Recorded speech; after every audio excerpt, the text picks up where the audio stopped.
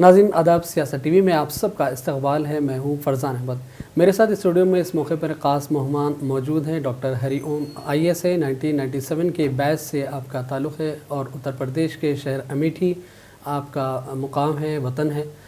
सबसे पहले मैं जानना चाहूँगा डॉक्टर हरिओम आपसे कि आपके मुख्तसर तारुफ़ पर आप रोशनी डालें तो बेहतर होगा। उसके बाद हम आपके तालीमी सफ़र की तरफ बातचीत करेंगे। शुक्रिया फरजान भाई। जैसा आपने कहा, मेरा नाम डॉक्टर हरिओम है। मैं अमेठी ज़िले से ताल्लुक़ रखता हूँ। फ़िलहाल मेरी जो पोस्टिंग है वो लखनऊ में है। सेक्रेटरी GAD एक डिपार्टमेंट है, जनरल एडमिनिस्ट्रेशन डिपार्टमेंट, उसमें मैं तैनात हूँ सेक्रेटरी के लेवल पे। और शुरुआती तालीम तो मेरी अमेठी में ही अपने गांव के आसपास हुई, लेकिन फिर मैं इलाहाबाद यूनिवर्सिटी और जवाहरलाल नेहरू यूनिवर्सिटी में मैंने तालीम ली। बाद में 1 साल पढ़ने के लिए, मास्टर्स करने के लिए मैं नीदरलैंड्स भी गया, हेग में। तो ये मेरी तालीमी और ज़ाती सफ़र है। 97 बैच का IAS ऑफिसर हूँ। जी जी। स्कूल की तालीम के बाद जो हायर स्टडीज़ आपकी रही, हायर एजुकेशन रहा, उसका आप कुछ उस पर रोशनी डालें कि हमें पता चले कि एक IAS की मंजिल तक पहुंचने के लिए जो मशक्क़तें करनी पड़ती हैं, ऑब्वियसली काफ़ी एक टफ़ और चैलेंजिंग एग्ज़ाम होता है। बहुत ही चैलेंजिंग होता है। और शुरुआती जो स्कूलिंग थी 10वीं 12वीं तक का, तो उसमें एहसास नहीं होता है। उस समय तो आप पढ़ते जाते हैं और कोशिश ये रहती है कि क्लास में अच्छा से अच्छा परफॉर्म करें, नंबर्स मिले, अच्छा परफॉर्म करें। तो मेरे जो फादर हैं, उनकी बड़ी तमन्ना थी, ख्वाहिश थी कि मैं पढ़ने में अच्छा हूँ तो मुझे आगे चल के सिविल सर्विसेज में अपीयर होना चाहिए और मैं शायद निकाल सकूँगा, ऐसा उनका मानना था। तो वो रास्ता मैंने पकड़ा। उस समय तो वही सपना था कि मैं ग्रेजुएशन किया इलाहाबाद यूनिवर्सिटी से। फिर इलाहाबाद यूनिवर्सिटी में रहते हुए मुझे लगा कि नहीं, यहाँ से शायद मुझे निकलना पड़ेगा, क्योंकि एक ज़माने में इलाहाबाद यूनिवर्सिटी से बहुत IAS ऑफिसर्स निकलते थे, अच्छा रिजल्ट होता था। लेकिन धीरे धीरे जो तालीमी मंजर था वो बदलता चला गया। जी जी। तो फिर मैं JNU चला गया। JNU में रहते हुए मैं IAS में सेलेक्ट हुआ 97 में।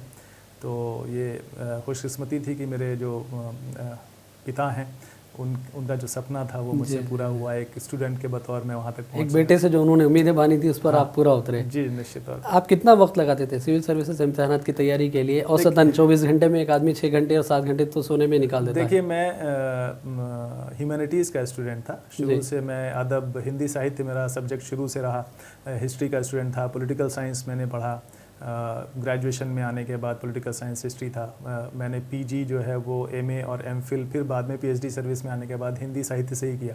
अच्छा। तो वो पढ़ाई लिखाई तो जो आप एग्ज़ाम के लिए करते हैं वो तो करते ही हैं, लेकिन उससे पहले एक स्टूडेंट के तौर पे आप कैसे होते हैं, कितना डीपली आपका जो स्टडी है, कैसे आप कॉन्सेप्ट्स को समझते हैं, अपने जो सब्जेक्ट्स हैं जो आप उसमें आप कितने गहरे बैठे होते हैं, फिर बाद में उसी को रिवाइज़ करना होता है। जब आप एक सिविल सर्विसेज में बैठते हैं तो आपके अपने जो सब्जेक्ट्स हैं उनकी अच्छी जानकारी आपको होनी चाहिए, लेकिन उसमें चूँकि जनरल स्टडीज़ भी होते हैं तो वो 2 पेपर होता है। एक ऐसे राइटिंग का भी पेपर होता था, अभी भी होता ही होगा। तो अभी फॉर्मेट बदला है कुछ सिविल सर्विसेज, चेंजेस तो बहरहाल वक्तन फ़वक्तन आते रहते हैं। वो आते रहते हैं, लेकिन उसमें पढ़ाई जो हमारी थी वो लगभग 5-6 घंटे की रोज़ की पढ़ाई थी और वो लगातार सालों चली है। ऐसा नहीं है कि कोई 1 साल हमने तैयारी करके और निकाल दिया, ऐसा नहीं। मुस्तकिल मेहनत का नतीजा है जो इस मुकाम तक आप जी पहुँचे और 97 में आपने बाकायदा जो है रुजू किया। बिल्कुल। नाज़रीन, हम आपको बताते चलें कि डॉक्टर हरिओम का उर्दू से भी बड़ा गहरा रिश्ता है। फैज़ अहमद फैज़ को वो काफ़ी पढ़ते हैं, गाते हैं और ख़ास उनका ताल्लुक़ हम कह सकते हैं कि उनसे हरिओम का रहा है। तो हम चाहेंगे कि उर्दू से किस तरह मोहब्बत बढ़ी। हिंदी में तो शायरी करते ही होंगे, उर्दू में भी शायरी करते हैं, तो किस तरह आप उर्दू से लगाव हुआ आपका? शुरू में अटैचमेंट कैसा रहा? देखिए, शायरी तो मैं पहले लिखता ही था, कविताएं लिखता था टूटी फूटी, फिर शेर कहने की कोशिश करने लगा। JNU की खासियत ये थी कि JNU हमें उर्दू लिटरेचर से भी साबका कराता है और वहाँ पे रहते हुए एक उसमें पर्चा होता है उर्दू स्क्रिप्ट का भी, जो हम लोग को पास करना होता है। अच्छा। हिंदी वालों को उर्दू का और उर्दू वालों को हिंदी का। तो उस मामले में एक यूनिक यूनिवर्सिटी है जो सेंटर ऑफ इंडियन लैंग्वेजेस है। तो इंडियन लैंग्वेजेस में वहाँ 2 हिंदी और उर्दू, 2 JNU के अंडर ही में ये शोबा काम करता है। जी बिल्कुल। तो ये जो है डिपार्टमेंट जो है, जो सेंटर ऑफ इंडियन लैंग्वेजेस है, वो हिंदी और उर्दू दोनों एक साथ पढ़ाता है इंडियन लैंग्वेजेस के नाम पे, और दोनों के स्टूडेंट्स को दूसरी ज़बान को इतना सीखने का उसमें एक कोर्स है, वो करने के बाद आप क्वालिफाई करते हैं। तो वो तो एक ज़बान को, स्क्रिप्ट को जानने का एक मौका वहाँ मिला। लेकिन जो अदब है वो साझा ही है। अगर आप देखिए कि उसको अगर हम बोलते हैं, सुनते हैं, तो हमें ये फ़र्क नहीं लगता कि ये उर्दू है कि हिंदी है, क्योंकि ज़्यादातर जो अल्फाज हैं वो कॉमन हैं। जी जी जी। तो उस लिहाज से मैं अदब का स्टूडेंट था, तो मैं कहानियाँ, जो कविताएं थीं या फिर शायरी में मेरी दिलचस्पी हुई, तो फिर मैंने गालिब, मीर और फैज़ को पढ़ा, और बाद के जो शायर हैं उनको भी पढ़ा। लेकिन जो ज़्यादा मैं उसमें उतरता चला गया, उसका रीज़न था शेर कहना, और एक गज़ल सिंगर के तौर पे मेरी जो एक ख्वाहिश थी उसको पूरा कर। तो मैं एक गज़ल सिंगर के तौर पे आपके सामने आज रूबरू हूँ। तो उस लिहाज से मैंने काफ़ी उर्दू पढ़ा, सीखा, डिक्शनरी रखता था, क्योंकि मैं सीधे सीधे मेरी शुरुआती तालीम उर्दू की नहीं हुई थी। तो मैं अपने आप को करेक्ट करता चलता था, अभी भी करेक्ट करता चलता हूँ। कई बार ऐसा होता है कि तमाम शब्द आते हैं वो तो आदमी तालिब इल्म ही है और मरने तक वो सीखने का उसके लिए मौके हासिल होते रहते हैं हमेशा। जी जी। फैज़ अहमद फैज़ का कोई ख़ास शेर आप इस वक्त हमारे नाज़रीन को सुनाना चाहेंगे? देखिए, फैज़ को मैंने एक एल्बम डेडिकेट किया है, इंतिसाब। तो फैज़ से जो मोहब्बत हुई वो उनका दीवान पढ़ के हुई, सारे सुखन हमारे। अच्छा। तो आज के नाम, आज के गम के नाम, ये जो जर्द पत्तों सा बन ये मेरा देश है, दर्द की अंजुमन जो मेरा देश है। ये तो जब इसमें वो डेडिकेट करते हैं अपनी पोइट्री को, इंतिसाब मतलब डेडिकेशन होता है। जी। तो वो डेडिकेट करते हैं अपनी पोइट्री को रेल वालों के नाम, पोस्टमैनों के नाम, तांगे वालों के नाम, समाज के आम तबकात से जुड़ जाते हैं, कारखानों के जो भूखे जियाले उनके नाम। तो वो डेडिकेशन उनका पोइट्री में। तो मैं फैज़ का जो सबसे खूबसूरत शेर मैंने गाया भी है कि फिर नज़र में फूल महके, दिल में फिर शम्में जली, फिर तसव्वुर ने लिया उस बज़ में जाने का नाम, रंग पैराहन का खुशबू जुल्फ़ लहराने का नाम, मौसमे गुल है तुम्हारे बाम पर आने का नाम। माशाल्लाह, वाह वाह वाह। तो आपने बाकायदा उनका एल्बम भी जारी किया है उनकी? जी, एक इंतिसाब एल्बम मैंने डेडिकेट किया, जिसमें फैज़ साहब की 8 गज़लें और एक नज़्म मैंने गाई। ये 2011 में उनका बर्थ सेंटेनरी ईयर था। उस समय मैं तो फॉर्मली मैं फैज़ साहब के एल्बम के साथ ही गज़लों की दुनिया में मैंने एंट्री मारी। जी। पहला मुशायरा आपने कहाँ पढ़ा? देखिए, मुशायरे तो मैं नहीं पढ़ता, मैं आई एम ए सिंगर। अच्छा, सिर्फ आप गाते हैं? आई एम ए सिंगर, मैं परफॉर्म करता हूँ बाकायदा म्यूजिक। नहीं, चूँकि आप खुद भी अपने कलाम लिखते हैं। मैं मुशायरा तो उस तरह तो मैंने कई पढ़े, लेकिन मुशायरों से एक तरह से मैं उतना ज़्यादा नहीं, मैं उसमें एक सिंगर के तौर पर मकबूल होने की ख्वाहिश आपकी रही? तो मैं सिंगर के तौर पे ज़्यादा मैंने कंसर्ट्स किए। मुशायरे तो मैं दुबई में भी गया पढ़ने, हिंदुस्तान में भी लगभग सभी जगह, दिल्ली से लेके और दिल्ली, गोरखपुर, कानपुर, ये सब जगह मैं मुशायरे पढ़ा। लेकिन मैं चूँकि सिंगर हूँ तो मेरी मसरूफियात उसमें है, और सर्विस में हूँ तो मेरा जो वक्त निकलता है, और मैं राइटर भी हूँ, तो मैं कोशिश करता हूँ कि जो मुझे खाली वक्त या मैं निकाल सकूँ या मुझे मिले, तो उसको मैं या तो कुछ लिखता रहूँ या गाता रहूँ। कैसा पाते हैं आप इतना वक्त शायरी और उर्दू और गुलकारी के हवाले से किस तरह निकाल लेते हैं? क्योंकि एक चैलेंजिंग काम होता है। मैं तो ये कहूँगा कि मोहब्बत है और इश्क है संगीत से, मौसीकी से, शायरी से, फ़िक्शन से, कुछ दुनिया को, ज़िंदगी को अलग तरीके से देखने की क़ुव्वत जो है मुझे ऊपर वाले ने अता फ़रमाई है।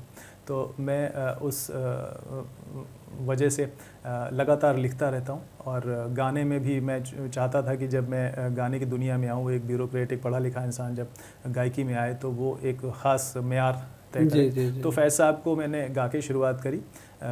आम आवाम तक हो सकता है कि उनकी शायरी उतनी आसानी से ना पहुंचती हो, लेकिन एक सिंगर के तौर पे जब मैं गाता हूं तो मैं समझाता भी हूं कि इसका मतलब ये हुआ, और अपनी चीज़ें भी मैं गाता हूं। तो अच्छा, खुद अपना लिखा भी गाते हैं। लिखा कलाम भी मैं फैज़ अहमद फैज़ तो आपके पसंदीदा शायर हैं। ये अमेरिका मेरी जान और तितलियों का शोर हम जैसे कि बात कर रहे थे, इस पर आप कुछ रोशनी डालें कि किस तरह आपने म्यूज़िक एल्बम ये तैयार किए? और अमेरिका मेरी जान मेरी कहानियों का जो है एक कलेक्शन है, एक कलेक्शन जो मजमूआ आपने तैयार किया। तो 2009 में मेरी ये बुक आई थी, जिसमें 10 कहानियाँ हैं मेरी लिखी हुई, और उसमें एक कहानी का टाइटल है, उन्वान है अमेरिका मेरी जान।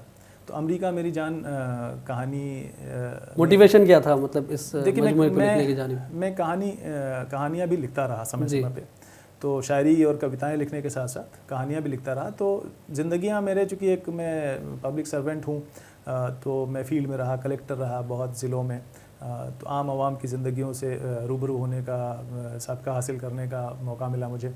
तो उनके दुख दर्द हमारी कहानियों में हैं। और अमेरिका मेरी जान में सुन के लगता है कि अमेरिका के बारे में कुछ होगा, शायद अमेरिका पसंद होगा, शायद अमेरिका पसंद होगा, लेकिन अमेरिका का उसमें कुछ खास जिक्र नहीं मिलेगा पढ़ने वालों को।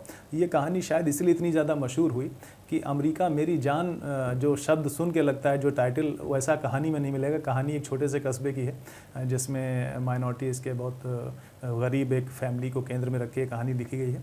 उसमें अमेरिका में एक हादसा हुआ था एक ज़माने में, तो अमेरिका में जो हादसा हुआ उसके बाद जो ऐसे गरीब गुरबा की जो ज़िंदगी में कोई तब्दीली आई, जो कष्ट और बढ़ गए, जो उनके साथ ज़्यादतियाँ बढ़ गई, अन्याय बढ़ गया, अत्याचार बढ़ गया, कैसे वो तकलीफ़ें, और उनको पता भी नहीं था कि अमेरिका क्या चीज़ है, अमेरिका कहाँ है, क्या वो मुल्क है, क्या वहाँ पे कोई घटना हुई थी। तो ये उस कहानी का कंटेंट है। तो इस कहानी ने बहुत असर डाला, जो अदबी दुनिया है उस पर बहुत इसका असर हुआ। और एक बतौर कहानीकार मेरी सबसे कामयाब कहानी अमेरिका मेरी जान रही। और उसके बाद तितलियों का शोर जो है, इधर बहुत छोटी सी कहानी है, 2 बच्चों को लेके कहानी है, 2 बेटियां हैं। उसमें उनकी जो बातचीत है अपने पेरेंट्स से, उसको लेके एक कहानी है, अभी छपी है, एक वागर्थ पत्रिका है, कलकत्ता से निकलती है, भारतीय भाषा परिषद की तरफ से कलकत्ता में ये मैगज़ीन निकलती है, हिंदी की मैगज़ीन है। इसमें ये कहानी मेरी अभी छपी है लेटेस्ट नवंबर के अंक में, और बहुत अच्छा फीडबैक आ रहा है। और सबसे अच्छी बात है कि मेरा जो अगला कहानियों का संग्रह है, जो फिक्शन का मेरा शॉर्ट स्टोरीज़ का जो दीवान है, उसका टाइटल भी यही है, क्योंकि इतनी खूबसूरत कहानी है, बहुत ही डेलिकेट कहानी है, जो मासूम बच्चों की अपनी ज़िंदगी को सामने रखती है। तो उसके ज़रिए एक बात कहने की कोशिश की गई है, तो जो पाठक हैं उनको बहुत पसंद आ रही है। तो ये दूसरा तितलियों का शोर, इस नाम से मेरा अगला कहानी का संग्रह आने वाला है। अच्छा, हमें खुशी होगी कि अगर आप अपनी खूबसूरत आवाज़ में कुछ गाकर बताएं, चाहे आप भले आपके अशर पढ़ें या फैज़ अहमद फैज़ की कोई रुबाई सुना दें, देखिए, ताकि हमारे नाज़रीन महसूस हो सके आपकी आवाज़ से और आपके। नहीं, अगर आप इजाज़त दें तो मैं दोनों करना चाहूँगा। जी जी, बिल्कुल। फैज़ साहब को जो मैं गाया मैंने एल्बम में, वो भी, और जो मेरी मशहूर गज़ल है उसके जी बिल्कुल इरशाद गा के सुनाना चाहता हूँ। बिल्कुल। तो हम चाहेंगे नाज़रीन को आप सबसे पहले फैज़ अहमद फैज़ फैज़ की जानिब ले चलें।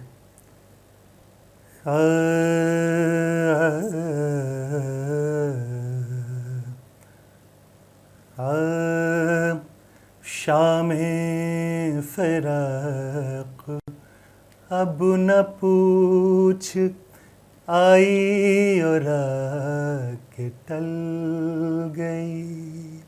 शामे फ़िराक़ अब न पूछ, आई और आके टल गई। शामे फ़िराक़ अब न पूछ, आई और आके टल गई।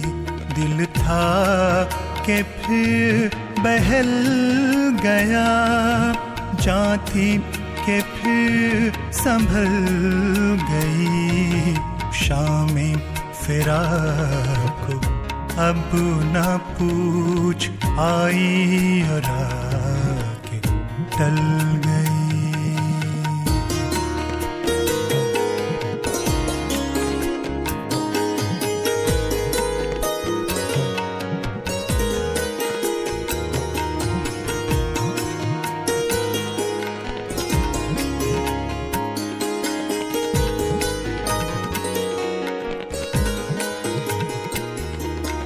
बज़ में ख़याल में तेरे हुस्न की शम्मा जल गई। बज़ में ख़याल में तेरे हुस्न की शम्मा जल गई। दर्द का चाँद बुझ गया, हिज्र की रात ढल गई। दर्द का चाँद बुझ गया, हिज्र की रात ढल गई। दिल था कि फिर बहल गया, जान थी कि फिर संभल गई। शामे फ़िराक़ अब न पूछ, आई और आके टल गई।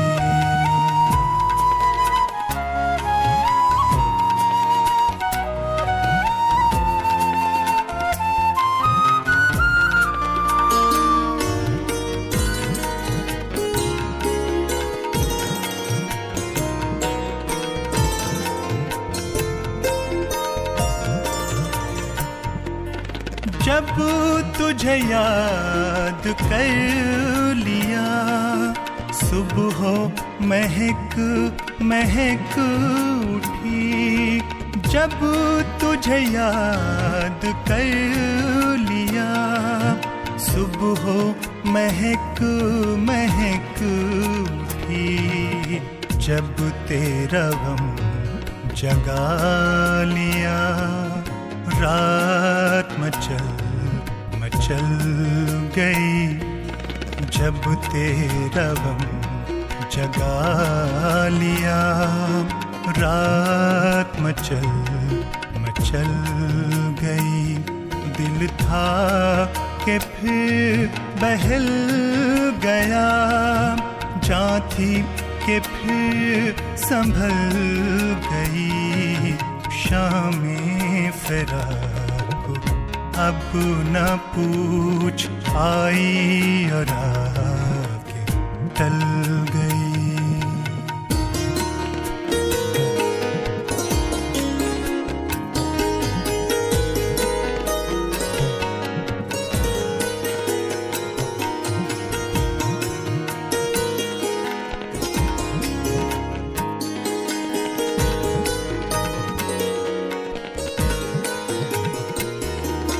आखिर शब के हम सफर, फैज न जाने क्या हुए। आखिर शब के हम सफर, फैज न जाने क्या हुए। रह गई किस जगह सबा, सुबह किधर निकल गई। रह गई किस जगह सबा, सुबह किधर निकल गई।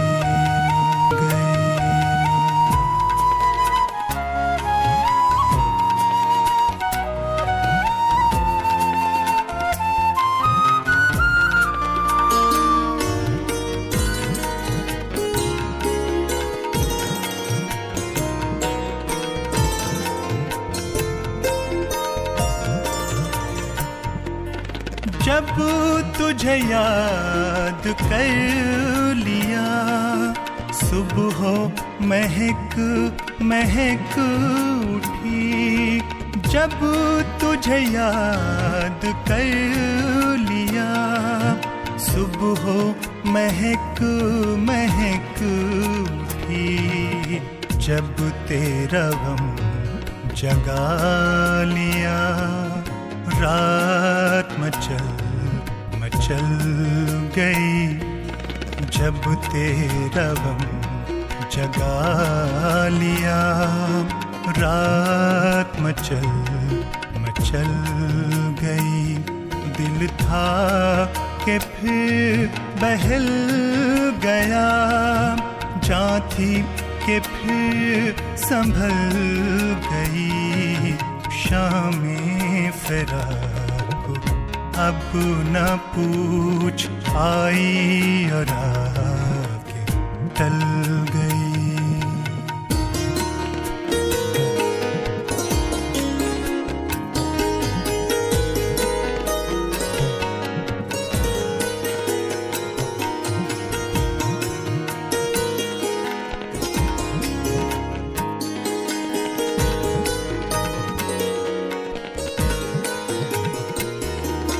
आखिर शब के हम सफर, फैज न जाने क्या हुए। आखिर शब के हम सफर, फैज न जाने क्या हुए। रह गई किस जगह सबा, सुबह किधर निकल गई। रह गई किस जगह सबा, सुबह किधर निकल गई।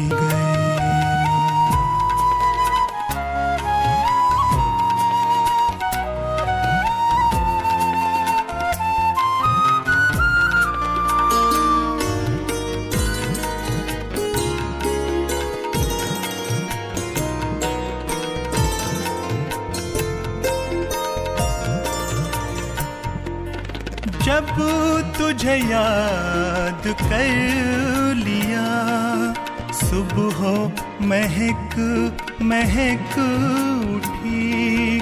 जब तुझे याद कर लिया, सुबह महक महक उठी।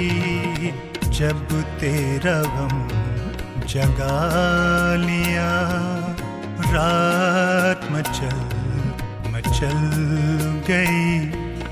जब तेरा गम जगा लिया, रात मचल मचल गई।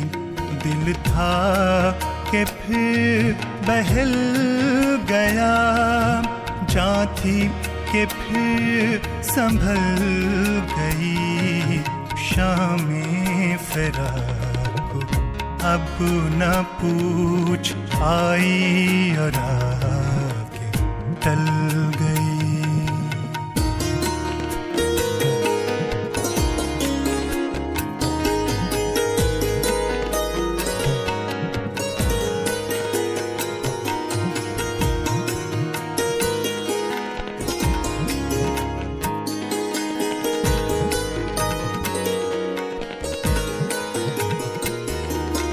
आखिर शब के हम सफर, फैज न जाने क्या हुए।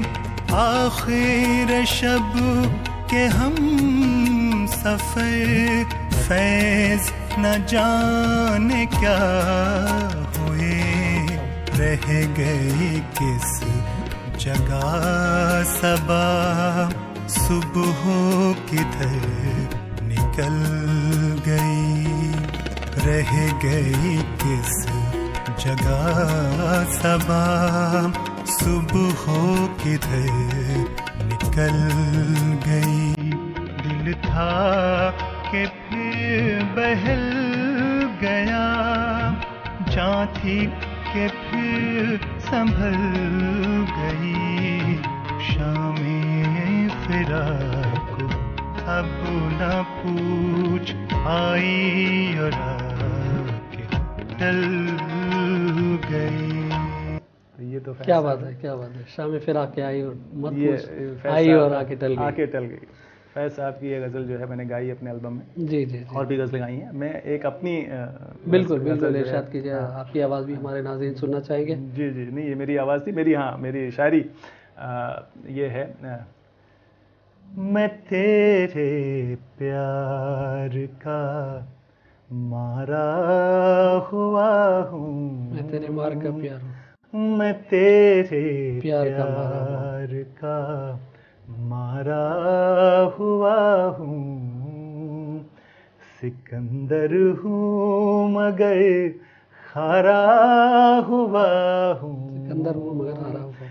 सिकंदर कहीं मैं हारा हुआ हूँ। लेकिन ये शेर इसलिए उसकी पहली लाइन ये है कि वो प्यार में हारा हुआ है। वो दरअसल जो है तो वो, और उसका एतराफ़ भी किया जा रहा है बरमला तौर पर। हाँ बिल्कुल ठीक कह रहे हैं। तो वो हर कोई इसको दो लाइन उसकी ज़बान पे किसी ने स्टेटस बनाया, कोई गुनगुना रहा है, सिकंदर हूँ मगर हारा हुआ। अच्छा, सिकंदर कभी हारता नहीं, और हारने वाला नहीं होता, कभी हारता लेकिन नहीं, हारा हुआ हूँ, लेकिन यहाँ हारा हुआ है। तो वो एक जो कंट्रास्ट है उसको लगता है कि हाँ ये मेरे ऊपर लागू होता है। मैं ज़िंदगी में जो कुछ जितना कर सकता था वो शायद नहीं कर पाया, इसलिए ये गज़ल जो है वो मशहूर हुई। तो ये जो शेर है और ये जो गायकी का मेरा अंदाज़ है, जिस तरह से मैं तो ये मुझे दूर दूर तक ले गया, हिंदुस्तान में भी ले गया और बाहर भी ले गया। यानी यूरोप या इसी प्रोग्रामों के हवाले से जा चुके हैं? मैं प्रोग्रामों के हवाले में गया था। एक मुझे मेरी पिछली किताब है ख्वाबों की हंसी, जो गज़लों की किताब है, उस पर मुझे एक अवार्ड मिला था लंदन में, इंटरनेशनल पोइट्री अवार्ड है, उसका नाम है वातायन। तो वो लेने के लिए मैं लंदन गया था। अच्छा। तो चूँकि लोगों को पता था कि ये गाते भी हैं, तो लंदन, मैनचेस्टर, बर्मिंघम, मैं 3 शहरों में गया और हर जगह एक हारमोनियम मेरे लिए अरेंज की गई थी। तो मैं जो है अपनी शाम गज़ल का भी एहतमाम कर दिया गया। तो मैं उसी अवार्ड सेरेमनी में और पोइट्री रिसाइटल सेरेमनी में मेरे लिए चूँकि म्यूज़िकल था तो हारमोनियम रख के मैं गाता भी था अपनी शायरी। डॉक्टर हरिओम साहब, एक अहम सवाल आपसे ये भी जानना चाहूँगा कि आप तो खैर 1997 के बैच के हैं और काफ़ी अरसे से उर्दू और हिंदी दोनों ज़बानों से उतना ही आपका एक लगाव है, लेकिन आज की नौजवान नस्ल को अगर हम देखते हैं तो उर्दू से लगाव किसी कदर कम नज़र आता है। बल्कि ख़ुद अगर मैं बजा तौर पर कहूँ अक़लियतों में भी ये रुझान कम है कि वो उर्दू की तरफ बढ़ें, उर्दू में गाएँ, उर्दू में लिखें और अफसाना निगार बने।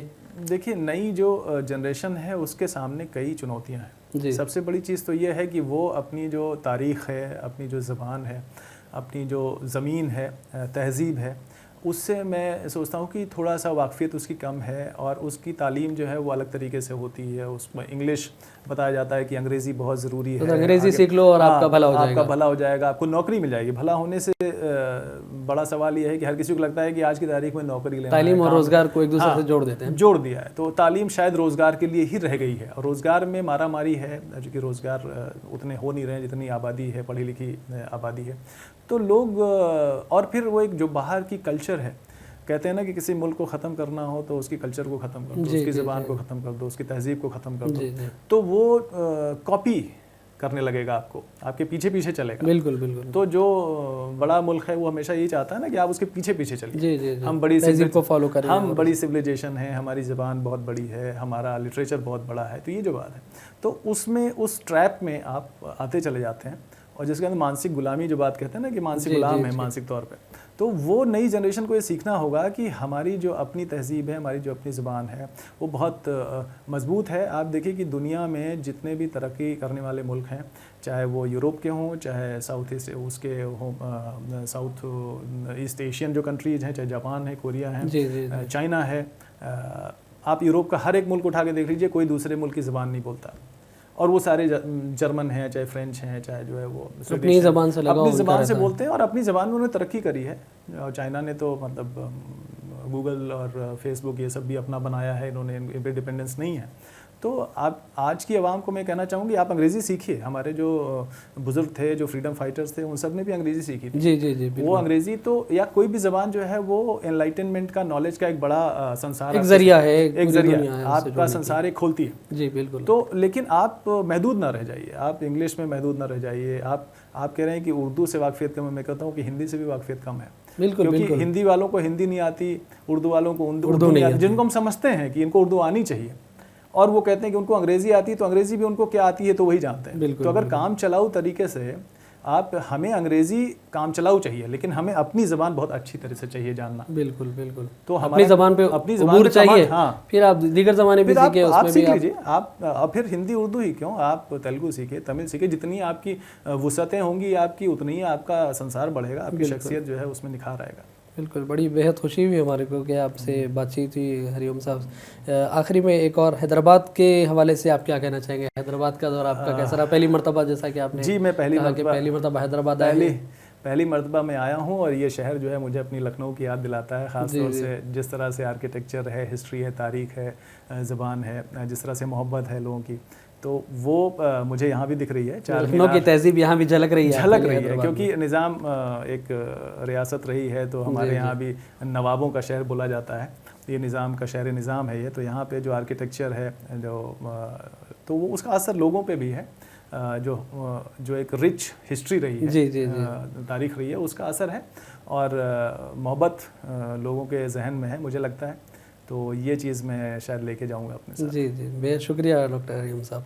बहुत बहुत शुक्रिया फरजान साहब, सियासत टीवी चैनल पे बुलाने के लिए आपका बहुत बहुत शुक्रिया। तो नाज़रीन, आपने डॉक्टर हरिओम का ये इंटरव्यू सुना, उर्दू से उनका लगाव आपने बाकायदा उनकी आवाज़ में ख़ुद सुन लिया। तो इस तरह से आप अंदाज़ा लगा सकते हैं कि लोगों की उर्दू से कितनी मोहब्बत है, फैज़ अहमद फैज़ से किस तरह लोग ताल्लुक़ जोड़ते हैं। हम उम्मीद करते हैं कि आगे भी फिर एक मरतबा हम डॉक्टर हरिओम से बात करेंगे, तफसीली उनका फिर एक मरतबा इंटरव्यू लेंगे और नाज़रीन सियासत टीवी के लिए फिर एक मरतबा हम उसको पेश करेंगे। फ़िलहाल फरजान अहमद को डॉक्टर हरिओम के साथ इजाज़त दें। अल्लाह हाफ़िज़। सभी दर्शकों का बहुत बहुत शुक्रिया, धन्यवाद।